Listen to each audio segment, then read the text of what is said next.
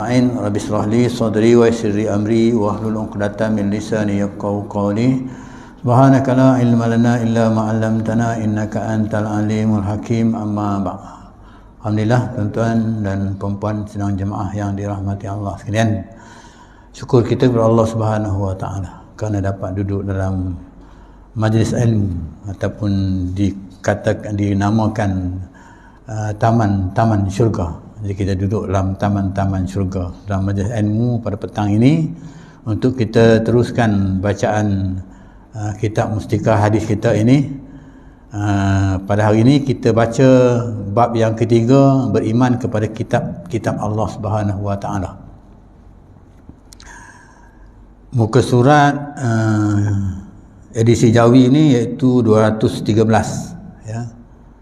Kalau tuan-tuan semak di rumah mungkinnya, kalau Rumi kena tengoklah, iaitu bab yang ketiga yang berkaitan dengan beriman kepada kitab-kitab dan Allah, kitab-kitab Allah Subhanahu wa taala. Kita dah sentuh tentang beriman kepada Allah Subhanahu wa taala. Kemudian kita juga sentuh tentang beriman kepada rasul-rasul.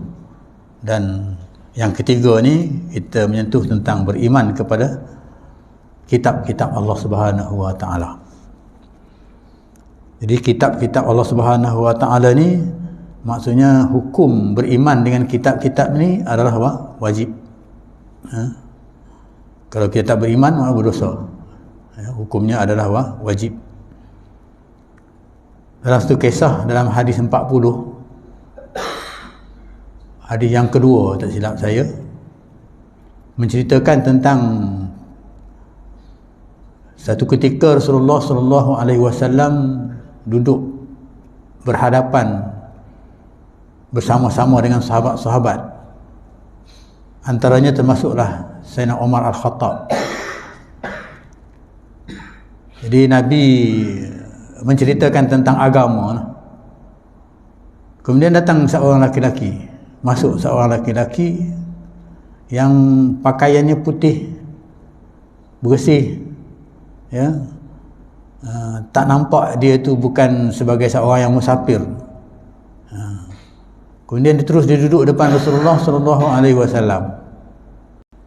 Bila dia duduk, berlutut dia. Kalau kita ni bersila maksudnya berlutut lah, ya. Kalau duduk tasyahud pun maksudnya berlutut lah, dekat dengan Rasulullah. Dan dia meletakkan tangan dia di atas haribah Rasulullah sallallahu alaihi wasallam, letak. Kemudian dia tanya, dia tak bagi salam, dia tanya terus, akhbirni anil Islam, ceritakan kepada aku tentang Islam. Jadi Rasulullah sallallahu alaihi wasallam jawab, al-Islam an tashhada an la ilaha illallah wa anna Muhammadar Rasulullah wa tuqimas shalah wa tu'tiyaz zakah wa tasuma Ramadan wa tahajjul baita man istata'a ilaihi sabila. Jadi maksudnya Islam itu ialah mengucap dua kalimah syahadah. Kemudian yang kedua mendirikan solat. Yang ketiga wa tu'tiyaz zakah, mengeluarkan zakat. Yang keempat kemudian wa tasuma Ramadan.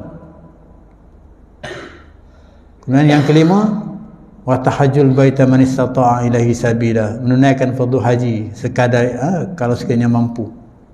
Lebih maksudnya begitu. Kemudian dia kata sadaqta, betul. Dia kata kepada Nabi, betul.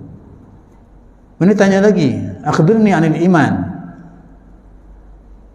Kemudian Nabi jawab kepada dia, al-iman an tashhada al-iman an tu'mina billah. Al-iman an tu'mina billah wa malaikatihi wa kutubihi wa rusulihi wal yaumil akhir wa tu'minu bil qadri khairi wa syarri. Iman itu, kata Nabi SAW jawab kepada dia, ialah beriman dengan Allah, percaya dengan Allah,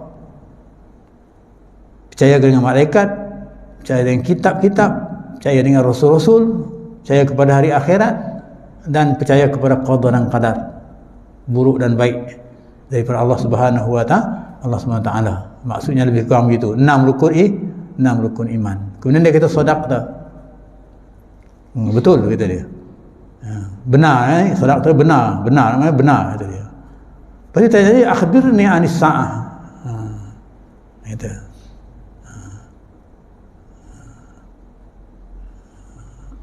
apa saya lupa lagi satu, bukan anis sa'ah yang berikutnya. Akhbirni anis sa'ah, ya. Ceritakan kepada aku tentang sa'ah ni hari kiamat. Nabi kata orang yang bertanya mungkin lebih tahu daripada orang yang ditanya. Kena tanya lagi, dia kata akhbirni anil amarat, ya, berilah tahu kepada aku tentang tanda-tanda kiamat. Dan Nabi beritahulah tanda-tanda kiamat itu, saya tak begitu ingat sangat hadis tu, ya, yang mengatakan bahawa akan lahir seorang yang melahirkan melahirkan anak, dan anak itu menjadi tuan kepadanya. Itu antaranya lah. Baik, jadi yang saya nak quote kat sini ialah tentang iman tadi. Akhbirni anil iman, rukun iman. Dan kita baca dalam kitab Mustikah hadis ini berkaitan dengan bab beriman kepada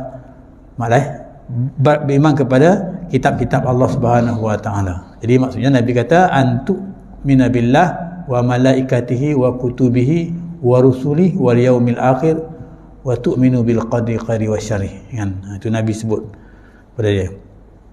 Kemudian dia pun dah habis tu, dia pun bangun, dia keluar, dia pergi lah, kan. Kemudian yang para sahabat Sayyidina Umar dengan sahabat-sahabat yang lain tu tadi tercengang-cengang, siapa dia orang ni, kan, siapa laki-laki ni. Maka Rasulullah tanya, ya Umar, kata, kamu tahu ke siapa laki-laki ni, kamu kenal ke? Kata Umar, Allah dan Rasul yang lebih mengetahui. Sayyidina Umar tak tahu, kan.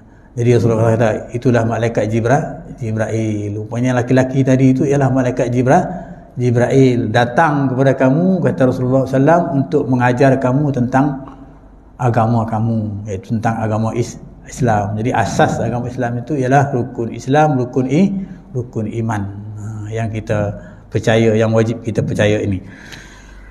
Baik, kita masuk dalam bab yang ketiga, beriman kepada kitab-kitab Allah Subhanahu wa taala. Kitab-kitab disebut sini banyak, ya, kitab-kitab tu banyak, ya. Kitab yang kita ketahui maksudnya iaitu Zabur, Taurat, Injil, kemudian Al-Quran. Itu antara yang kita ketahuilah, yang kita belajar dulu, ya. Dalam bab ini Rasulullah Allah Subhanahu wa taala berfirman dalam Al-Quran, iaitu dalam ayat surah An-Nisa ayat 136.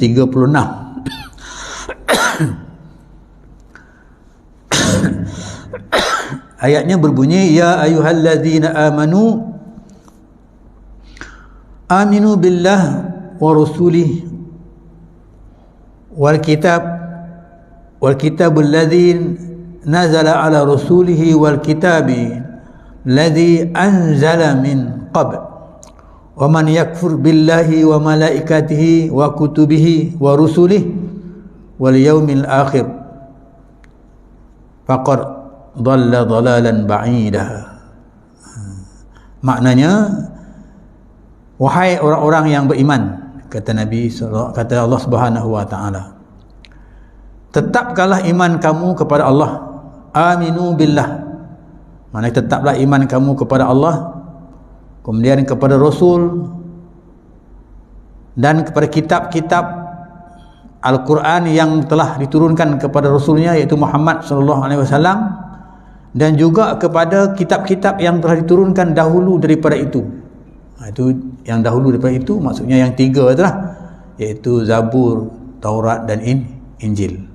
Ini nas Al-Quran menyebutkan dalam surah An-Nisa ayat 36. Kemudian ayat itu sambung lagi, dia kata waman yakfur billah, siapa yang kufur, siapa yang kufur dengan Allah, maksudnya kufur dengan Allah, dengan malaikat, dengan kitab-kitab tadi, kemudian dengan rasul-rasul tadi, kemudian wal yaumil akhir, dengan hari akhirat. Maksudnya siapa yang tak beriman lah, kufur maksudnya, tak beriman, tak terima, ya, faqad dhalla dhalalan ba'ida, maka merupakan satu kesesatan yang sangat jauh, sangat dahsyat. Kesesatan yang sangat dahsyat, dia kata. Itu ayat yang nak mengingatkan kepada kita tentang hukumnya wajib kita percaya kepada rukun iman, ya, iaitu yang 6 tadi yang disebutkan tadi 6 tadi. Baik, kita tengok hadis daripada Rasulullah sallallahu alaihi wasallam dari yang ke-16. An Ibnu Abbas radhiyallahu anhuma anna Abdullah bin Salam wa jama'atan min qaumihi atau Rasulullah sallallahu alaihi wasallam faqalu ya Rasulullah inna nu'minu bika wa bi kitabika wa Musa wat Taurat wa Uzair wa nakfuru bima siwa'u minal kitabi wa rusul. Faqala Rasulullah sallallahu alaihi wasallam bal aminu billahi wa rusulihi Muhammad wa kitabihi al-Quran wa bi kulli kitabin kana qablahu. Rawahu As-Sakhlabi. Makna hadis ini daripada Ibnu Abbas radhiyallahu anhuma bahwa Abdullah bin Salam dan rombongannya dari kaumnya datang menghadap Rasulullah sallallahu alaihi wasallam. Satu rombongan, yaitu rombongan Abdullah bin Salam, dia datang menghadap Rasulullah sallallahu alaihi wasallam, lalu dia bertanya Rasulullah, "Ya Rasulullah, sesungguhnya kami beriman kepadamu," kata mereka, "dan kepada kitab Al-Quran yang diturunkan kepada kamu dan kepada Nabi Musa." Kami beriman kepada Nabi Musa dan kepada kitab Taurat yang diturunkan kepada Nabi Musa dan juga kepada Uzair, dan kami kufur terhadap yang lainnya. Yang lainnya maksudnya yang dia tak sebut kat sini iaitu Injil lah. Yang lainnya, kami kufur yang lainnya dari kitab-kitab dan rasul-rasul. Mendengarkan yang demikian, baginda sallallahu alaihi wasallam sabda, Rasulullah kata, itu tak cukup. Rasulullah kata itu tak cukup. Bahkan hendaklah kamu, kata Rasulullah, beriman kepada Allah dan rasul-rasulnya Muhammad dan kitabnya Al-Quran dan kepada tiap-tiap kitab yang diturunkan sebelumnya. Maknanya beriman dengan Al-Quran, beriman dengan Muhammad dan kitab-kitab yang diturun sebelumnya iaitu 3 lagi lah, iaitu Zabur kepada Nabi Daud, kemudian Taurat kepada Nabi Musa, kemudian Injil kepada Nabi Isa. Jadi Nabi kata tak cukup, kamu kena beriman kepada kitab-kitab, maksudnya kitab yang lain selain daripada Nabi, kitab Taurat dan Injil, yang Taurat, yang Al-Quran dan Taurat yang kamu beriman tadi, maka kamu juga kena beriman dengan Zabur, kena beriman dengan kitab Injil, kan? Maknanya kata Nabi tegaskan tiap-tiap kitab yang diturunkan sebelumnya. Tiap-tiap kitab yang sebelumnya iaitu Zabur kepada Nabi Daud, Taurat kepada Nabi Musa, dan Injil kepada Nabi Isa, kan? Kemudian ada juga yang dikaitkan dengan suhuf, ada juga suhuf, dia kata suhuf ni bukan kitab, iaitu lembaran-lembaran yang diturunkan kepada nabi-nabi, ya, selain daripada yang disebutkan tadi. Kemudian hari yang berikutnya, hari yang ke-17, nak menjelaskan lagi kepada kita an Ma'qil bin Yasir radhiyallahu anhu marfu'an, aminu bit Taurat wa Injil wa Zabur wal yasa'kumul Quran, wal yasa'kumul Quran. Ibnu Abi Hatim meriwayatkan hadis ini. Maknanya daripada Ma'qil bin Yasir radhiyallahu anhu, dari Nabi sallallahu alaihi wasallam, Nabi sabda, Nabi kata, berimanlah kamu kepada kitab Taurat. Itu Nabi pesan, berimanlah kamu kepada kitab Taurat dan kitab Injil dan kitab Zabur kitab Zabur, dan hendaklah kitab Al-Quran pula menjadi pedoman yang cukup meliputi cara hidup kamu. Ini hadis yang lain yang menjelaskan, nak menguatkan hadis yang disebutkan tadi, yang Nabi sebut.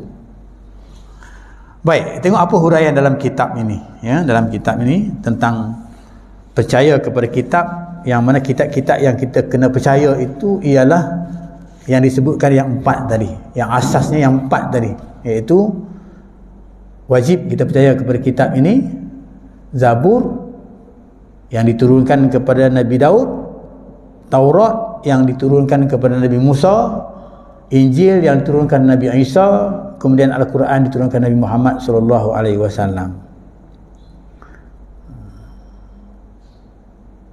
Kenapa Allah Subhanahu wa taala turunkan kitab-kitab ini? Kenapa Allah Subhanahu wa taala turunkan kitab-kitab ini? Sebagaimana yang diketahui, yang kita ketahui bahawa tujuan rasul-rasul itu diutuskan oleh Allah Ta'ala ialah untuk menyampaikan ajaran Allah Subhanahu wa taala lah. Yang pertama sekali ialah akidah, itu keimanan. Kemudian hukum-hukum, cara dan peraturan hidup kepada umat manusia. Itu sebab-sebab diturunkan itu, kerana nak memberi pengajaran, nak menyampaikan pengajaran kepada manusia, nak memberi hukum-hukum, nak memberitahu cara-cara, peraturan-peraturan bagaimana nak hidup di atas muka dunia ini, ya, di atas dunia ini, ya, untuk siapa? Untuk keselamatan dunia, untuk keselamatan mereka hidup di dunia ini. Di peraturan itu dibuat untuk keselamatan mereka nak hidup dekat dunia ini, dan untuk kebahagiaan kepada mereka untuk kekal di syurga Allah Subhanahu wa taala di hari akhirat. Itu sebabnya Allah Subhanahu wa taala turunkan kitab-kitab itu kepada rasul-rasul yang disebutkan tadi itu, untuk memberi pengajaran kepada manusia, khususnya manusia yang sezaman dengan rasul-rasul yang disebutkan tadi. Ya, kalau kita katakan Al-Quran kepada Nabi Muhammad, itu kepada kita lah, ya. Yang lain itu sebelum daripada itu. Jadi apa? Untuk mencapai keselamatan dunia, untuk hidup dunia. Macam kita doa lah, hasanah fid dunya, kan? Rabbana atina fid dunya hasanah fid dunya. Kita minta kebaikan dunia. Jadi peraturan itulah yang Allah turunkan kepada kita untuk kita jadikan hidup kita di dunia ini hasanah, baik, kebaikan.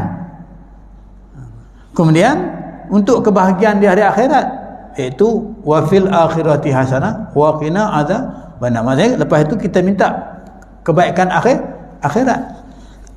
Hasanah akhirat. Fil akhirati hasanah. Maksudnya akhirat pun kita nak hasanah juga, kebaikan juga.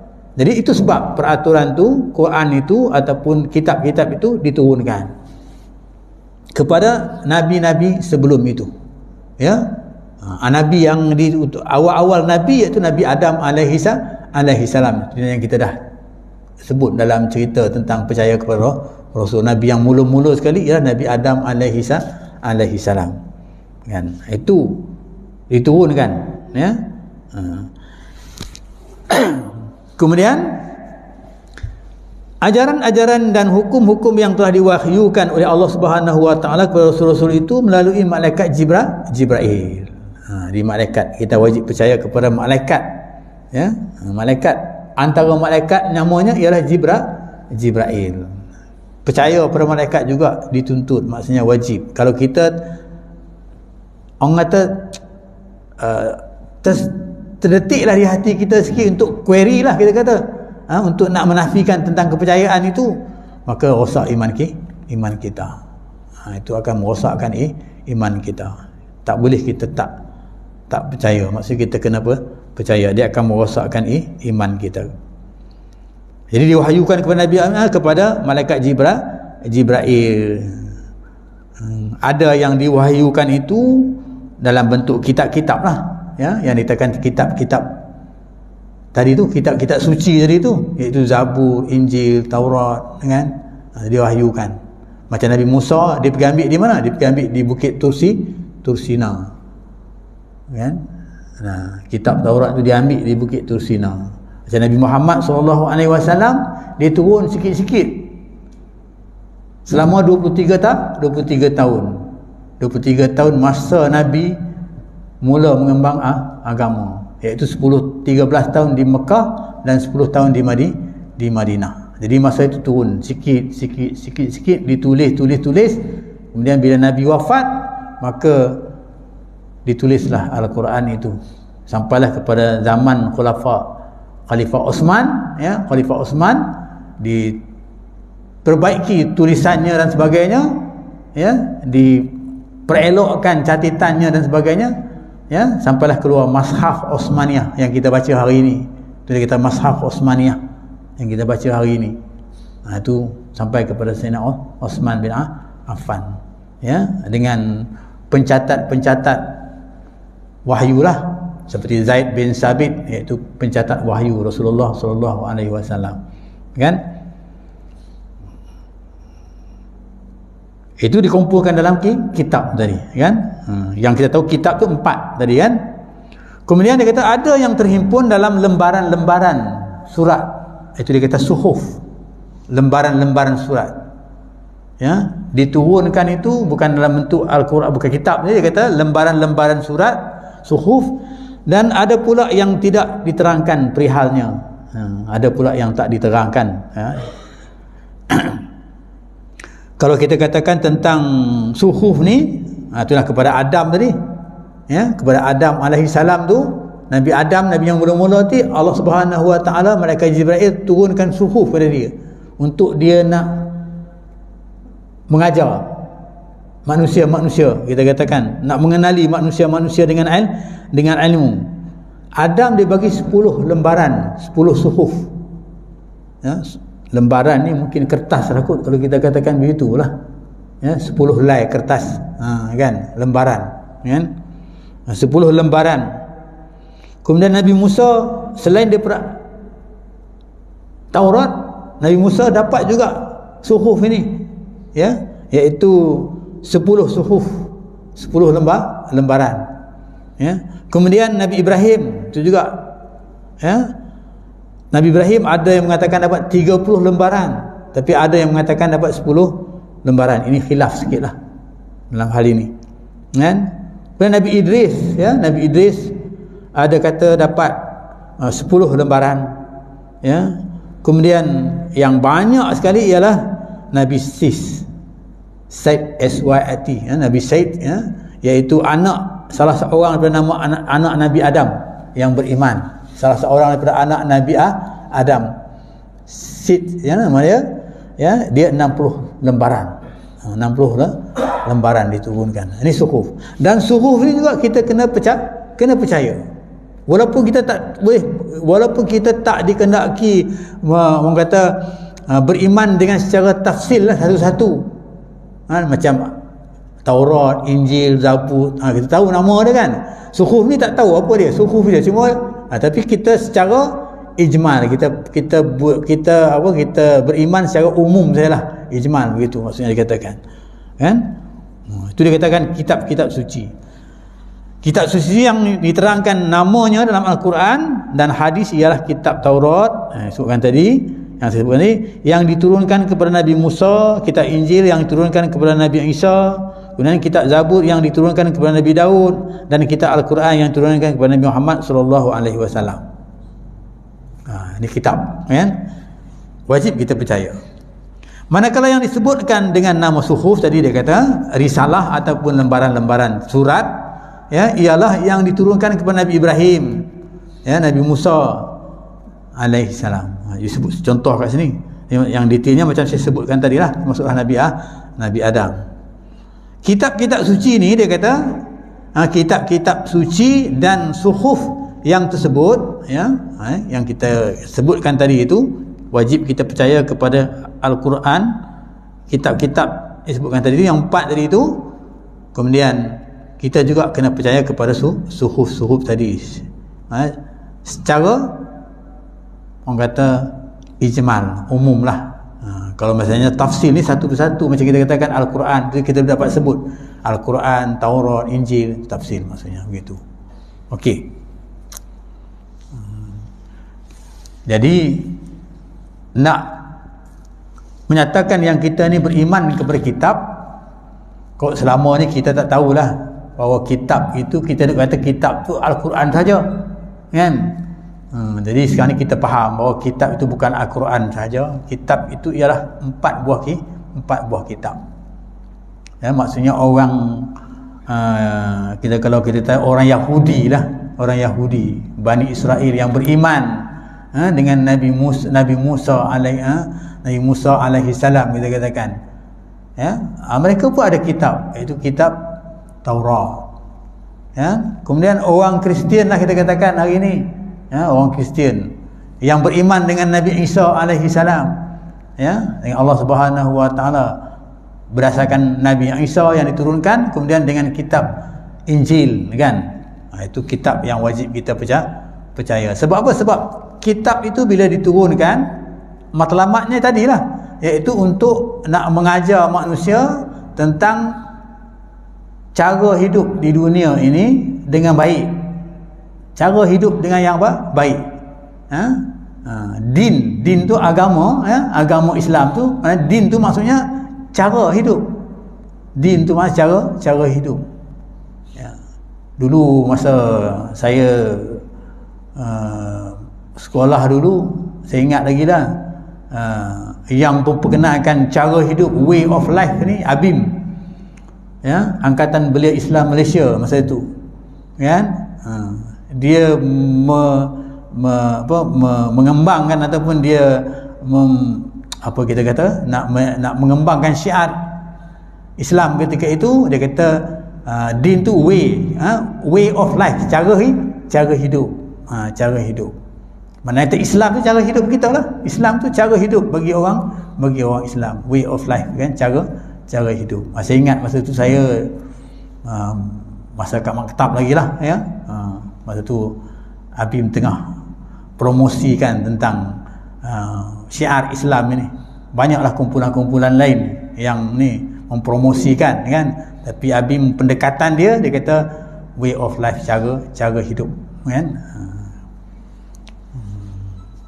Mungkin hari itu banyaklah saya tengok. Hari ini yang dapat kita tengok hari ini, kesan-kesan hari ini daripada perkembangan, orang kata cara yang dia buat, pendekatan yang dibuat oleh ABIM itu, maksudnya, ya, hari ini kita tengok ramai orang dah pakai tudung, ya, murid-murid sekolah tutup aurat, kan, tak pakai seluar pendek dulu saya ingat masa saya tingkatan 6 dulu, sekolah Arab memang tak boleh pakai seluar pendek lah, kan. Tapi sekolah Inggeris, ya, sekolah Inggeris, kalau dekat Al-Ustaz tu, dia ada dua sekolah, Maktab Mahmud dengan Hamid College, atau Mahmud College dengan Hamid College. Mahmud College tu agama lah, yang tempat saya masuk tu Maktab Mahmud, kan. Dia pakai seluar panjang lah, kan. Untuk aurat sekolah agama. Sekolah orang putih ketika itu, iaitu Hamid College tu, maksudnya itu pakai seluar pendek. Tingkatan 6 pun pakai seluar pendek lagi. Tingkatan 6 pakai seluar pendek lagi, kan, masa tu. Tingkatan 5 pakai seluar pendek. Masuk tingkatan 6 tu apa, pakai seluar panjang sikit lah, kan, masa tu. Tingkatan 6 pakai seluar panjang, kan. Tingkatan 5 pakai seluar pendek lagi. Tingkatan 6 baru pakai seluar panjang, ya, seluar panjang putih, saya ingat lagi lah masa tu, kan. Itu cara pendekatan yang dibuat, ya, ketika itu, kan.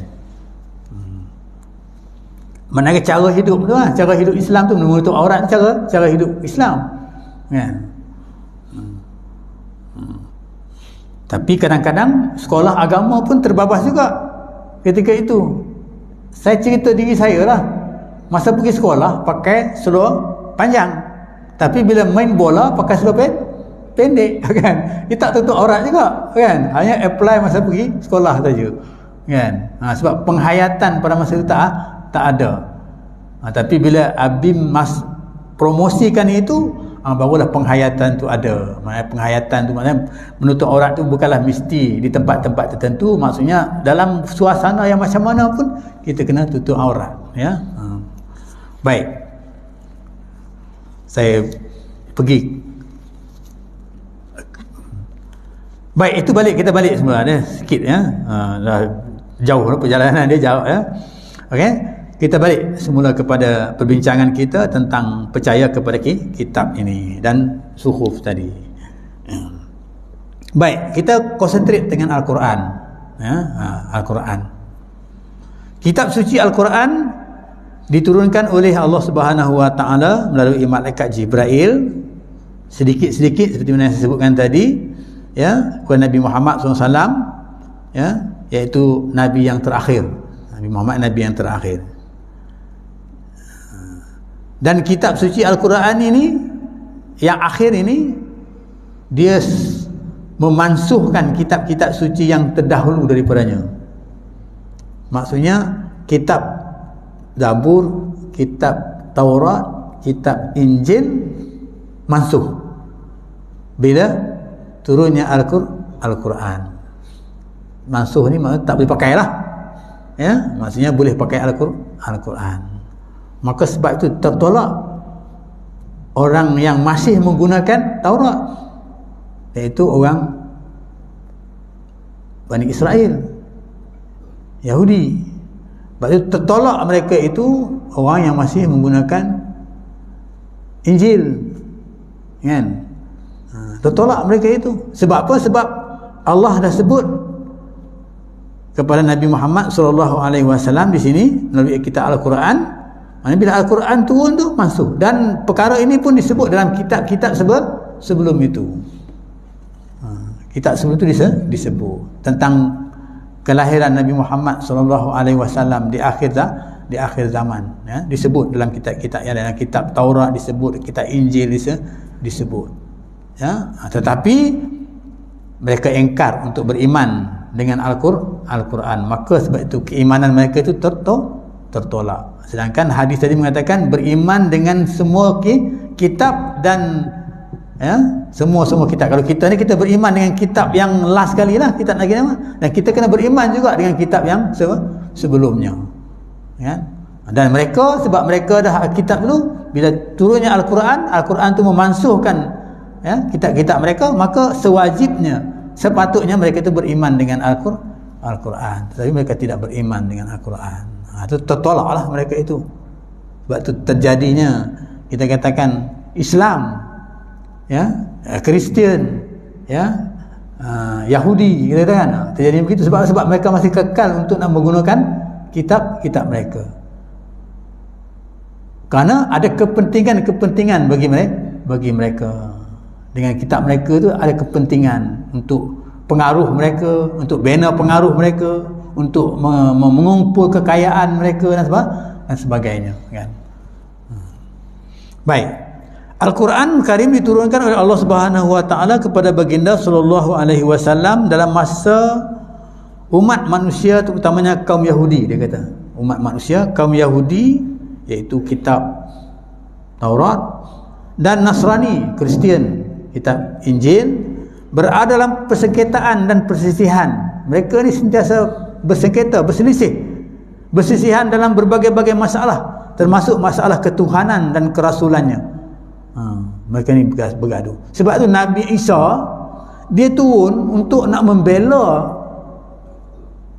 kitab Taurat, nak membetulkan kitab Taurat, nak membela orang yang mengikut kitab Taurat itu kan. Nabi Musa tu, Nabi Isa tu diturunkan kan, nak belakan kitab itu. Jadi maksudnya ada kaitlah kitab Injil dengan Taurat, dengan Zabur dan Al-Quran. Maka sebab itu bila Al-Quran yang terakhir ni, maka tertolaklah, termansuhlah, kita katakan hak yang terlepas. Semuanya terdapat dalam Al-Quran.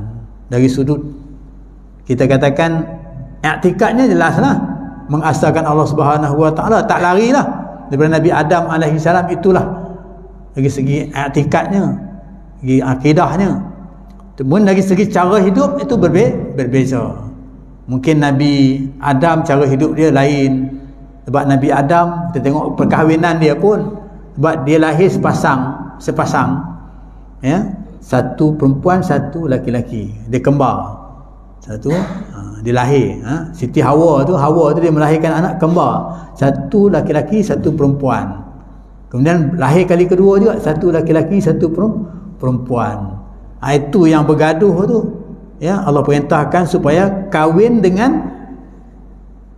jangan kahwin yang sama lahir. Maksudnya kena kahwin dengan yang berbeza. Itu cerita Qabil dan Habil itu. Ya, Qabil dia lahir mula-mula kan dengan adik dia perempuan, kita katakan dengan perempuan lah, seorang perempuan. Kemudian Qabil ya, dia pun lahir begitu juga. Ya, tapi hak yang lahir dengan Qabil ni cantik, yang lahir dengan Habil tu tak cantik. Jadi bila dia cross kan, kena tak boleh kahwin kan, cross. Jadi dia tak puas hati lah, sebab dia dapat yang tak cantik, sedangkan adik dia dapat yang cantik. Gitu kita kan, tak puas hati kan. Itu yang kita katakan akhirnya berlaku pergaduhan dan sampai kepada pembunuhan. Kisah kita belajar lah, kisah Nabi-Nabi nanti kita ceritakan tentang pembunuhan. Berlakulah kisah pembunuhan di mana dia bunuh adik dia Qabil, Habil itu. Ya, biar dibunuh. Ini kisah-kisah lah yang nak mengambil pengajaran, nak beri pengajaran kepada umat manusia. Kan? Kisah itu satu hal kan, itu ketentuan yang Allah Subhanahu Wa Taala tentukan, tapi dia nak bagi pengajaran kepada manusia selepasnya. Bila dia bunuh, dia tak tahu apa nak buat. Ya, nak buat apa ni? Jadi akhirnya Allah tunjukkan seekor burung yang menanam burung yang lain yang dah mati. Jadi itulah pengalaman yang dia dapat, pengajaran yang dia dapat kan. Contoh. Dan itu juga pembunuhan yang pertama dalam Islam, dikatakan ya, yang berlaku. Itu berbeza dari segi syariatnya. Nabi Musa pun berbeza, dari Nabi Isa pun berbeza. Ya. Kita bila kita kahwin, maksudnya kita kahwin dengan adik, dengan kakak, kita tak boleh kahwin dengan adik sama serentak, bermadu tak boleh. Kecuali kakak dah mati, lepas tu baru kita boleh kahwin dengan adik. Itu orang kata ganti tika lah kita kan. Tak boleh. Tapi zaman Nabi Musa, dia boleh kahwin begitu. Iaitu dia kahwin dengan anak Nabi Syuaib, dua beradik. Ya, dia kahwin. Ya, begitu boleh. Sebab itu dari segi syariatnya berbeza kan. Okey.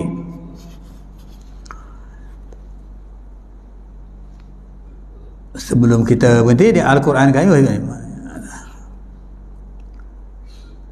Al-Quran Karim antara lain mempunyai dua tugas yang besar. Dia kata, kita berhenti setakat ini, dua tugas yang besar saya baca di sini. Yang pertama dia kata, mengakui kebenaran yang terkandung dalam kitab-kitab suci yang terdahulu.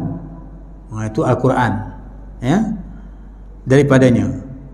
Mengenai ibadat kepada Allah semata-mata ya, beriman kepada Rasul-Rasul, menjalankan kebenaran dan keadilan, berakhlak dengan sifat-sifat yang mulia, dan mengakui benar adanya balasan pada hari akhirat. Itu Al-Quran. Mana kata nak membenarkan apa yang kitab-kitab yang terdahulu sebutkan, yang disebutkan tadi. Yang kedua, Al-Quran dia nak mengawasi. Yang kedua, nak mengawasi kitab-kitab yang tersebut serta mendedahkan perubahan-perubahan pindaan dan tokok tambah yang terdapat dalam kitab-kitab itu yang dilakukan oleh kaum Yahudi dan Nasrani. Jadi orang Yahudi dan orang Nasrani ni, kitab Taurat dan Injil tu mereka ubah. Al-Quran datang untuk nak betulkan kitab-kitab itu.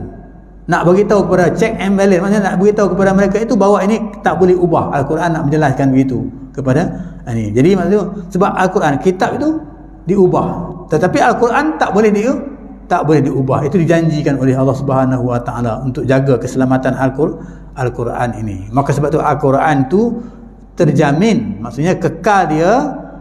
Maka yang lain tu dimansuhkan sebab yang lain tu dah diubah dan sebagainya, dan berikutkan orang-orang penganut-penganutnya, dan Al-Quran tak boleh diubah. Jadi maka sebab itu Al-Quran tu dua tugas lah Al-Quran ni.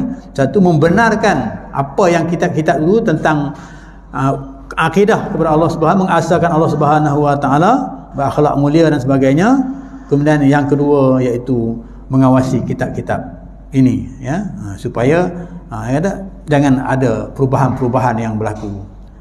Baik, kita berhenti setakat itu. InsyaAllah kita akan sambung dalam perbincangan yang lain pada masa yang lain. Aku qouli hadza wa astaghfirullah azim. Assalamualaikum warahmatullahi wabarakatuh. Alhamdulillahirabbil alamin wassalatu wassalamu ala asyrafil anbiya wal mursalin wa ala alihi washabbihi ajmain. Allahumma ja'alna minat tawwabin wa ja'alna minal mutatahhirin wa ja'alna min ibadikas shalihin. Allahumma ja'al jam'ana hadza jam'an marhuma wa tafarruqana min tafarruqan ma'suma. Rabbana atina fid dunya hasanah wa fil akhirati hasanah wa qina adzabannar. Walhamdulillahirabbil alamin. Taqabbalallahu minkum.